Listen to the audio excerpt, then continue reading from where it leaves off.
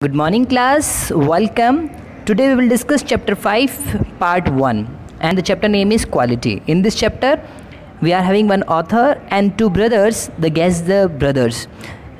Geisler brothers जो हैं they are shoe makers और उनकी जो शॉप है उसी के नाम से चलती है.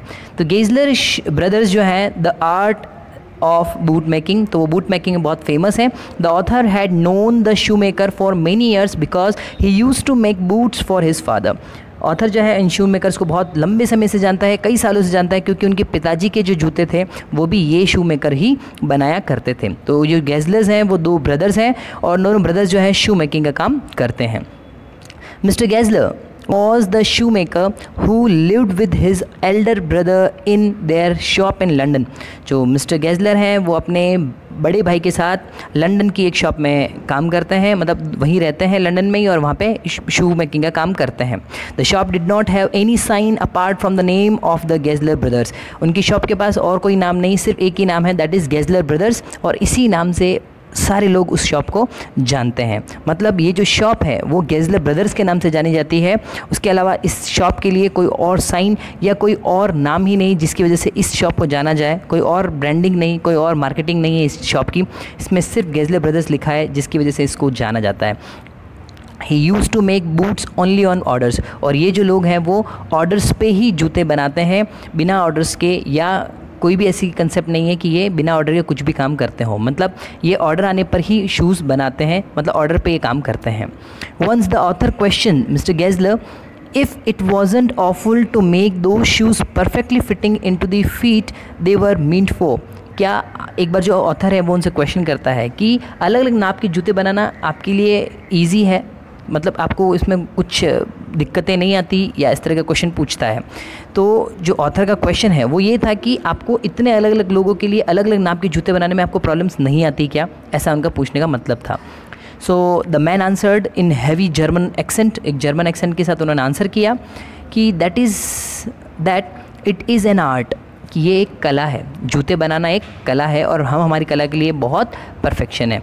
तो हम परफेक्ट हैं, इसके लिए हमें इस काम को करना अच्छा लगता है. Mister Gessler will be engrossed in his boot making art most of the time and won't talk much with his customers. वो हमेशा अपने काम में बहुत ज़्यादा मशगूल रहते थे और कभी भी बहुत ज़्यादा बात या कस्टमर से बहुत ज़्यादा बात नहीं किया करते थे, सिर्फ अपने काम में ही इनका ध्यान रहा करता था. तो वो हमेशा अपने जूते बनाने के काम में बिजी रहते थे. He strongly admired every piece और pieces of materials he use to work with.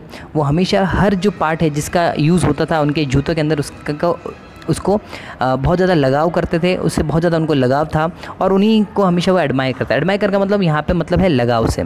The boots made by the Gessler brothers were of supreme quality and lasted very long. उनके बनाए हुए जूते जो थे वो परफेक्ट और बेस्ट क्वालिटी के होते थे और बहुत लंबे समय तक चलते भी थे.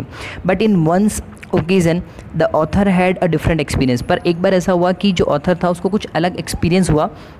ही complain about it to mister Gessler. वो आए और उन्होंने एक कंप्लेन की.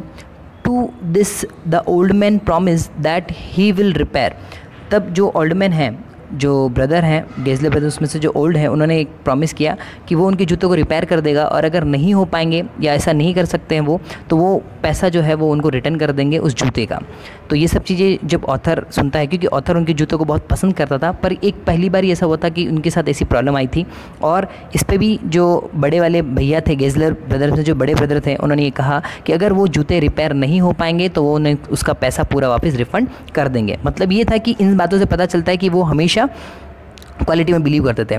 नील Gessler's grief and the hard times in his life. अब क्या होता है आगे वो हम नेक्स्ट पार्ट में पढ़ेंगे. तब तक के लिए आप चैप्टर को बुक से रीड करिएगा. उसमें से जितने भी डिफ़िकल्ट वर्ड्स आपको लगते हैं उसको आप अपनी नोटबुक में नोट डाउन करिएगा, और साथ ही साथ जो बेसिक क्वेश्चंस जो इनके बन सकते हैं उनको हम डिस्कस करते चले जाएंगे. तो आप उनको भी अपने नोटबुक में नोट डाउन कर लीजिएगा. Thank you.